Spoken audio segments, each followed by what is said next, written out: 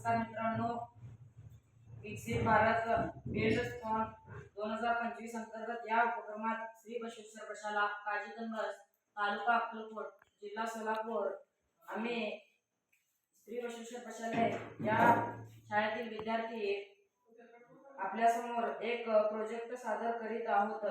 आमच्या टीमचे नाव महात्मा बसवेश्वर हे आहे। माझे नाव गोरोबा शंकर कुंभार। नमस्कार मित्रांनो, माझे नाव शांतलिंगेश्वर कल्याणी। मध्ये जैविक खताबद्दल मी तुम्हाला थोडीशी माहिती सांगणार आहे। जैविक खत हे आमच्या शाळेमध्ये आम्ही वेगवेगळ्या झाडांचा पालापाचोळा गोळा करून 6x6 खड्डा एक बनवला आहे। त्या खड्ड्यामध्ये सर्व पालापाचोळा साठवून आम्ही जैविक खत तयार करतो।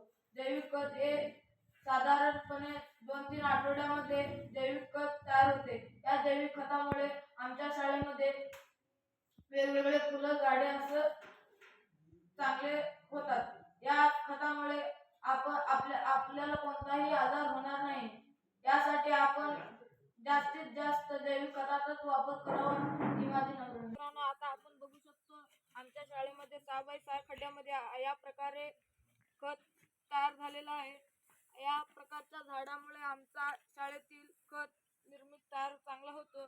या खतामुळे आम्ही चांगल्या प्रकारे आमच्या झाडांची वाढ करतो आणि या खतात खूप साऱ्या महत्त्व आहेत। या खताचा वापर जास्तीत जास्त करावा। आमच्या शाळेमध्ये उरलेला खरकट व भात आम्ही या खड्ड्यामध्ये टाकतो आणि या प्रकारे खत तयार होतं। या प्रकारचा खत तयार होतं मित्रांनो, आपण बघू शकतो। धन्यवाद।